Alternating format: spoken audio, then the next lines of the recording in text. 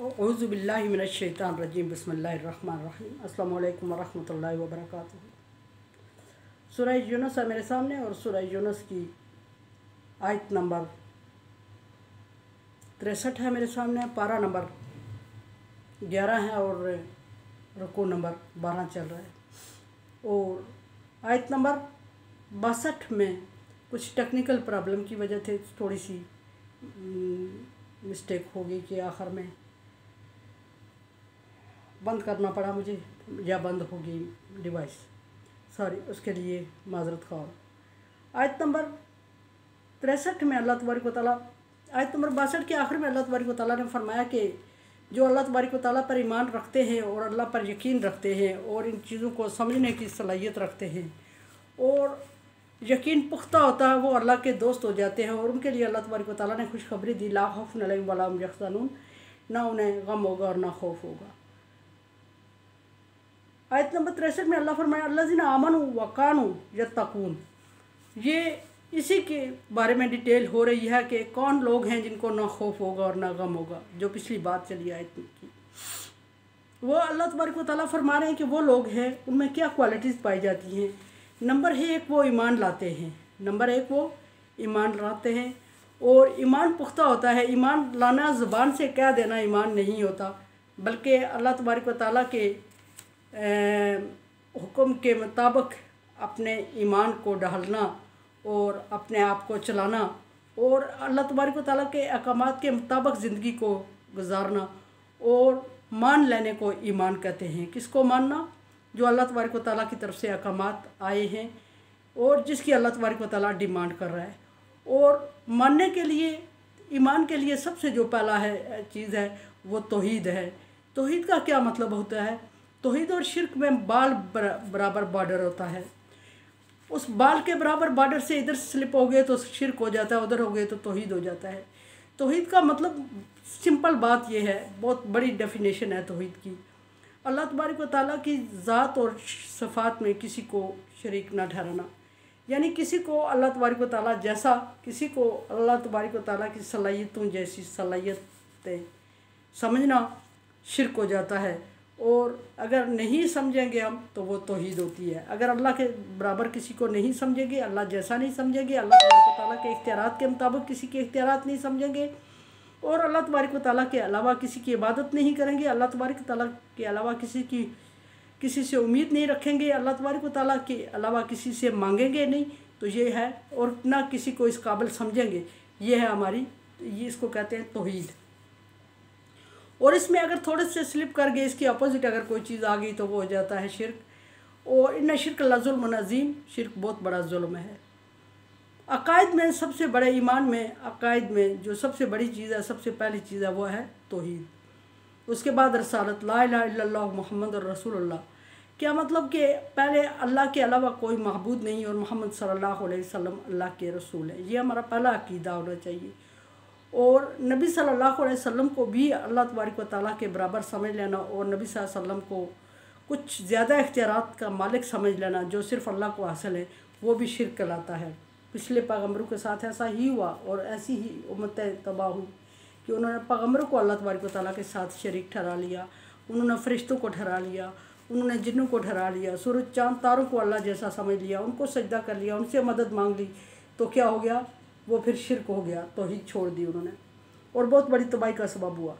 अब यहाँ अल्लाह तबारक व तआला ने पिछली आयत में फरमाया कि इन्ना औलिया अल्लाह ला खौफुन अलैहिम वला हुम यहज़नून। आगे ये है कि औलिया अल्लाह की क्वालिटी क्या होनी चाहिए कि नंबर एक कि वो ईमान लाए पहले, नंबर दो अल्लाह से डरे, अल्लाह से डरे।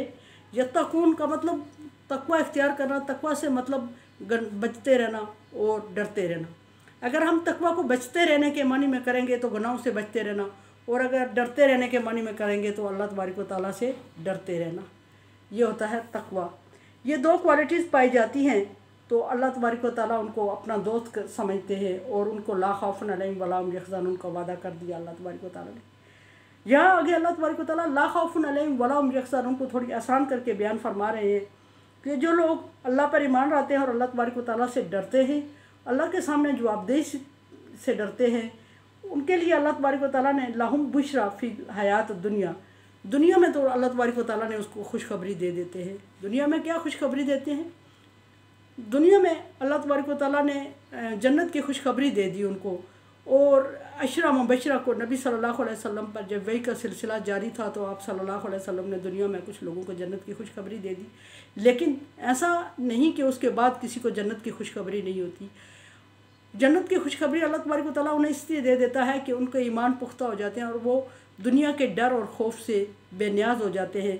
तो समझ लें कि वो अल्लाह तबारक व तआला के करीबी बंदे हो गए हैं और वो जन्नत की खुशखबरी हासिल हो रही होती है उन्हें।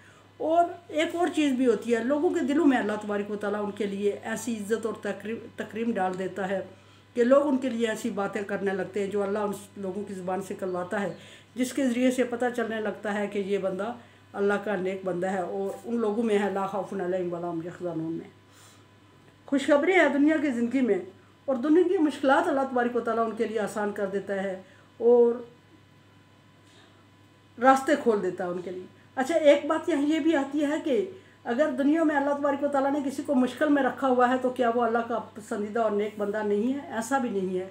अल्लाह तबारक व तआला के अहकामात में हम मुदाखलत नहीं कर सकते, हम समझ नहीं सकते कि अल्लाह तबारक व तआला ने उसको नेक बनाने के लिए आजमाइश में डाला हुआ है या नेक समझ के आजमाइश में डाला हुआ है। बहरहाल अल्लाह की आजमाइश भी खुश नसीब लोगों को हासिल होती है। उसको अल्लाह तबारक व तआला ने आजमा लिया और हम उसके बारे में ये नहीं कह सकते कि कोई भी नहीं कह सकता कि वो अल्लाह का नेक बंदा नहीं है। फरमाया कि अल्लाह जीना लहुम बुशरा फिद दुनिया फिल हयात दुनिया, नेक बंदों के लिए अल्लाह तबारक व तआला दुनिया में भी खुशखबरियाँ देता रहता है। वफ़िल आखिरती, और आखिरत के लिए भी उनके लिए आसानी और खुशखबरी होगी और बख्शिश होगी उनके लिए। और अल्लाह तबारक व तआला की रज़ा होगी, अल्लाह राज़ी होगा और मनपसंद उनका ठिकाना होगा और मनपसंद महफिल होगी उनकी, अल्लाह तबारक व तआला ने उनके।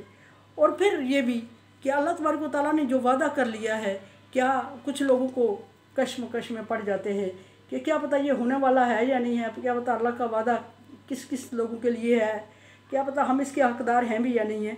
तो ऐसा नहीं है। जिन लोगों के लिए अल्लाह तबारक व तआला ने वादा कर दिया, इन्नल्लाह ला युखलिफुल मियाद, अल्लाह वादा खिलाफ़ी नहीं करता। अल्लाह तबारक व तआला उन लोगों को वो मकाम दे के रहता है।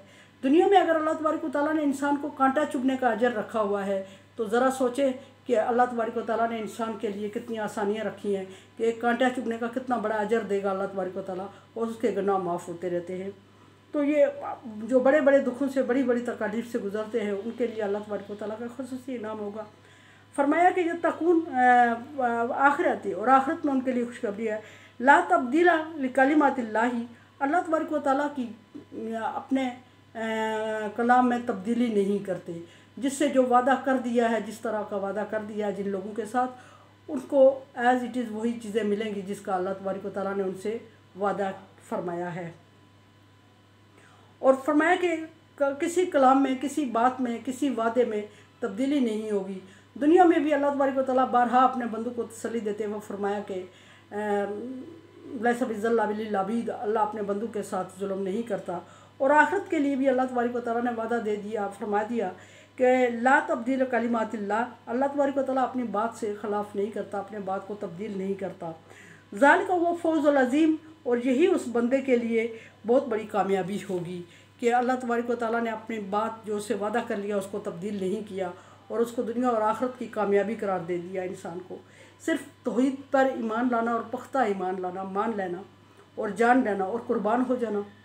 और फिर ये कि ये नबी सल्लल्लाहु अलैहि वसल्लम की तसल्ली के लिए अल्फाज हो रहे हैं कि आप सल्लल्लाहु अलैहि वसल्लम को बहुत चूँकि तकलीफ़ से गुजरना पड़ा, तो कभी कभी आप परेशान होते तो अल्लाह तबारक व तआला ये अल्फाज इस तरह नबी सल्लल्लाहु अलैहि वसल्लम को तसल्ली देते हुए, वला यखज़ुका कौलहुम, अब नबी से एक खुसूसी ख़िताब हो गया कि नबी सल्लल्लाहु अलैहि वसल्लम अगर वो आपको तकलीफ़ देते हैं, अगर वो आपको टार्चर कर रहे हैं, अगर वो आपको दुखी कर रहे हैं, तो आप उनकी बातों से दुखी न हुआ करें। अगर आप अल्लाह तबारक व तआला नबी सल्लल्लाहु अलैहि वसल्लम को ये हुक्म दे रहे हैं जिसके लिए दो जहान बने थे, उनको तसल्ली की ज़रूरत है, तो ज़रा सोचें कि अल्लाह ताला कमज़ोर और छोटे से बंदे के लिए किस तरह के अल्फाज बोल रहे, तसल्ली दे रहे देंगे। वला यख, और किस तरह अल्लाह तबारक व तआला उस छोटे बंदे को अकेला छोड़ेंगे जो कि बिल्कुल मज़लूम और बेवक़्त सा है और उसकी कोई वैल्यू भी नहीं है, तो अल्लाह के नज़दीक उसकी ज़्यादा वैल्यू होती है और अल्लाह तबारक व तआला उसके लिए कैसे अल्फाज रखेंगे। फरमाया कि नबी सल्लल्लाहु अलैहि वसल्लम इनकी बातों से आप परेशान ना हुआ करें, गमगीन ना हुआ करें, दुखी ना हुआ करें। पीछे चूँकि आयत चली है उससे हमने स्टार्ट लिया था कि ला खौफुन अलैहिम वला हुम यहज़नून, जो अल्लाह के नेक बंदे होते हैं वो दुखी नहीं होते, गमगीन नहीं होते और खौफ भी नहीं होता। नबी सल्लल्लाहु अलैहि वसल्लम को उस बात से अल्लाह तबारक व तआला अटैच करते हुए फरमा रहे हैं कि ला यहज़ुनका कौलुहुम, ए नबी आप भी मेरे ख़ास बंदे हैं, आपका भी एक मकाम है, आप मेरे दोस्त हैं, सबसे आला करीब दोस्त आप हैं, और आप सल्लल्लाहु अलैहि वसल्लम इनकी छोटी छोटी बातों से परेशान ना हुआ करें। एक तरफ अल्लाह तबारक व तआला के बड़े बड़े वादे हैं और दूसरी तरफ इन लोगों की छोटी छोटी तकलीफ़ और छोटे छोटे तंज़ हैं और छोटे छोटे दुख हैं, इनको आप नोटिस में ना लिया करें। इन्नल इज़्ज़त लिल्लाहि जमीआ, अगर कोई समझता है कि वो माल दौलत होने की वजह से, कोई औलाद होने की वजह से इज़्ज़तदार है, कोई स्टेटस होने की वजह से इज़्ज़तदार है, कोई जागीर होने की वजह से इज़्ज़तदार है, तो ये इज़्ज़त अल्लाह तबारक व तआला के यहाँ मानी नहीं रखती। ये इज़्ज़तें अल्लाह तबारक व तआला के यहाँ मानी नहीं रखती कि इज़्ज़त सब अल्लाह को ज़ेब देती है और सारी इज़्ज़तों का मालिक अल्लाह तबारक व तआला है। व तुइज़्ज़ु मन तशा व तुज़िल्लु मन तशा बियदिकल खैर, जिसको वो चाहता है इज़्ज़त देता है, जिसको चाहता है ज़िल्लत देता है, और सारी बादशाह सारी भलाई उसके हाथ में है। तो नबी सल्लल्लाहु अलैहि वसल्लम को कभी तंज़ करते थे कि ये कोई नया दीन लेके आया है, कभी पागल कहते थे, कभी कहते थे इसकी नरीना औलाद नहीं है तो ये लोगों को बातें करके दिल की भड़ास निकाल रहा है। जिस तरह की भी कलमात कहते थे नबी सल्लल्लाहु अलैहि वसल्लम को खूब परेशान करने की कोशिश करते थे। तो अल्लाह तबारक व तआला ने फरमाया कि आप इनकी बातों से गमज़दा ना हो, इज़्ज़त सारी अल्लाह के हाथ में है। आज अगर अल्लाह तबारक व तआला ने किसी को इज़्ज़त दिया तो कल छीन के उसको ज़िल्लत अता कर दे, ये कोई किसी के हाथ में नहीं है कि कोई अपनी इज़्ज़त को बचा सके। फिर फरमाया यहाँ के वाह समीउन अलीम, अल्लाह सुनने वाला और जानने वाला है। इस बात का यहाँ क्या मतलब है कि अल्लाह तबारक व तआला को इल्म है और इल्म था आपको दुनिया में आने से पहले, वजूद में आने से पहले, कि आपको इतनी बातें से तकलीफ़ दी जाएगी, किस बंदे को कितनी तकलीफ़ दी जाएगी मेरे राह में, या जिस मकसद के लिए भी दी जाएगी।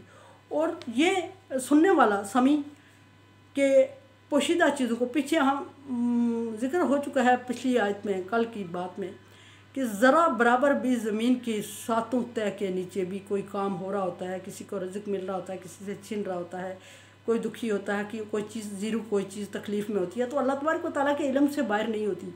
और आप सल्लल्लाहु अलैहि वसल्लम तो चूँकि फिर एक अशरफुल मखलूक़ात में हैं, इंसान हैं, और फिर उससे बढ़ के पैगम्बर हैं अल्लाह के, और फिर उससे भी बड़ी बात यह है कि आखिरी पैगम्बर हैं, और उससे भी बड़ी बात यह है कि अल्लाह तबारक व तआला के मखलूक में सबसे अजीम तरीन और कीमती चीज़ है।